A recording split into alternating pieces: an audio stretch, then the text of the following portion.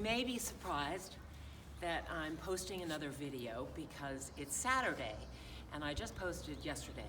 However, the winds of the Holy Spirit were so loud and overwhelming that many of you could not hear my words. And so I'm trying again.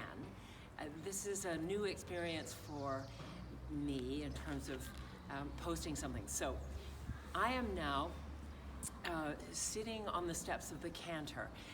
Many of you may recognize the cantor. This is not my front door.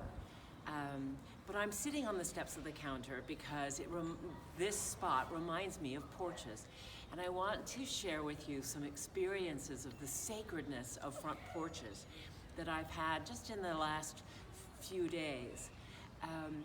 First of all, the darling, tiny 92-year-old mother called me and said that she had been sitting just inside her front porch reading poetry aloud to her caregiver who lives just around the corner and who was sitting 6 feet apart, of course.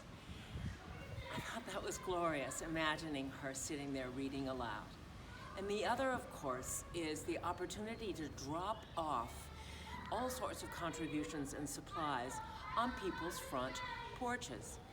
I especially want to celebrate the front porch pantry project, which my dear friend Becca founded in Nashville. And not only is it feeding people who are hungry in Nashville because of the tornadoes and because of the coronavirus and the sheltering in place, but it's also giving her 3 incredibly wonderful young sons something to do that helps them feel as if they're making a difference.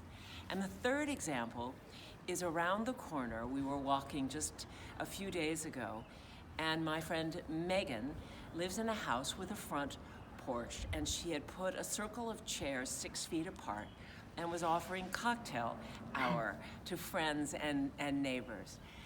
So I hope that you can delight in these 3 stories and perhaps think about porches in a new way. And we are holding you all in our prayers. We miss you. Stay well. As someone said today, just live as if you do have the virus and be careful and listen to the words of advice from the medical field. And oh, by the way, let's all say special prayers of gratitude for the people who are on the front lines and sacrificing greatly. Blessings and love.